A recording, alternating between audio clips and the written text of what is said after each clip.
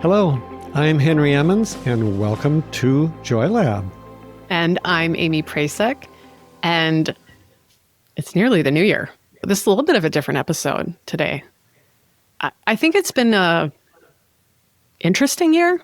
I don't know what the adjective I want to use actually is. I think the one thing I've very much noticed this year is that we really need to prioritize joy. Our own joy and others. I truly believe that. I just don't think that joyful people can cause much harm. And I don't think that's like a naive thing. But with that said, maybe it's important to be specific about what we see joy as here at Joy Lab. Joy is not just happiness. Those are not the same thing.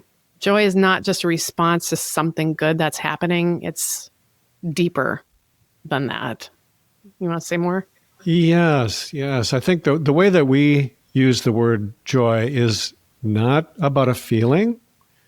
Yeah. It's not about something we're trying to attain necessarily, although I think most of us would agree we want it. But I see it more as a way of being, as a unified whole person approach to life that goes way beyond our life circumstances, whatever they are. I remember early in my career learning about Viktor Frankl. That's a name that'll resonate with a lot of folks. He was a very famous psychiatrist in his day who spent quite a bit of World War II living in a concentration camp. He was Jewish and he was in a concentration camp and he survived it. While he was there, he really honed this theory that he had of mental health and well-being, which really was a philosophy of life. And in essence, what it said was that no matter what is happening, you can choose how you view it and how you respond to it. And you can find meaning and even goodness even when you are suffering.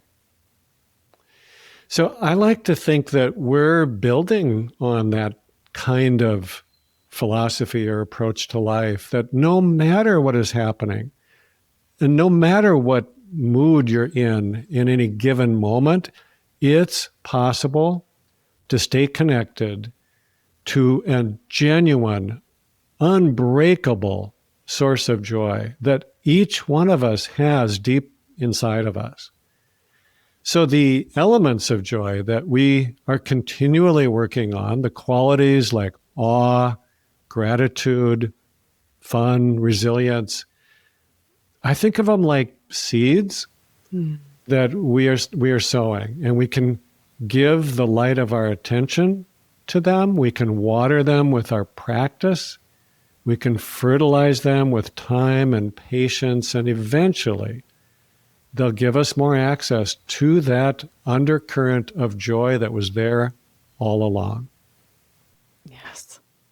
Yeah, I think it's really helpful to note that, Henry, as you said, it's like not a feeling. Like I can't just put joy in my hand and show you what it is and like describe it clearly as a universal thing, because it's not just that one, like happiness. It's not just that one experience where, we can kind of measure happiness. We can take it on a scale, see how it increases based on a certain specific circumstance, see how it falls.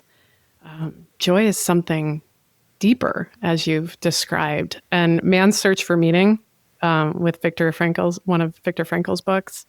I remember reading that early in my sort of healing journey. I talked a bit about that in a previous episode, what brought me to this work. Viktor Frankl's, that book helped me believe that even though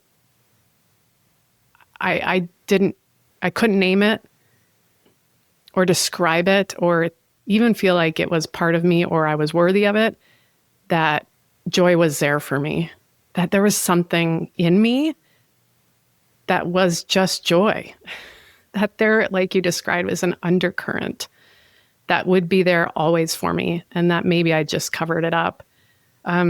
So every single person, as you just noted, Henry, all of us are worthy of joy. It is our human right. We are wired for it. And as a pessimist, I can tell you that's true. I still am a joyful pessimist, and I love it. I love it. I don't need to change my sort of survival tendencies that I might have, as we've talked about, shifting that sort of word pessimist to, I like to just say I'm a survival-ist. I like to see what can keep me alive, what might be harmful. And I am joyful. Those things are not mutually exclusive either. So come as you are to joy because it is who you are. Yeah. And so I hope that Joy Lab is something that has helped you to know that to be true, that you deserve joy, you're wired for it, it's part of you. And that this podcast and program, if you're with us in the program, that these tools help you to uncover it if it's been buried. I know how that is. And then tap back into it. I guarantee you it's there. So we are sending you, as we sort of are coming into this new year, like the most joyful wishes for 2026. We're so grateful that you're here with us and that we can come together to create more joy. And we also hope that you can join us in this work by donating. We are a nonprofit. We're committed to keeping this podcast ad-free, and we are on a mission to spread more joy. And we need you. You can head to joylab.coach. You can tap that donate button to keep these kinds of mental health tools, these more empowering, more meaningful approaches in some ways to mental health, to keep this kind of work spreading in the world. A $5 donation, honestly, is huge for us. You can give more, absolutely. Maybe you have a DAF, and before 2025 ends, you need to get that donation out for tax reasons. We do have DAF pay right on our website, super easy. Or you have a yacht full of cash that you need laundered. Consider Joy Lab. I'm just kidding. We can't take your dirty money. I guess we wouldn't know if it's dirty. I don't know. We'll talk to the lawyers. But seriously, if you can't give financially, that's okay. Telling one other person about this podcast every month is a powerful monthly giving gift that will create that helper's high that we talked about in a previous episode. And when you tell someone about this podcast, when you let them know that you're someone who cares about mental health, that might not sound like a big deal, but if someone else knows that that about you, that you're open to talking about mental health, you might be that one safe person that they feel comfortable talking to when they're going through a tough time. And that's everything for that person. That's the power of giving. You know, we really do believe in what we're doing here. Yeah, doggone We are passionate about it, and we want to keep it going. Mm-hmm. And of course, that takes resources.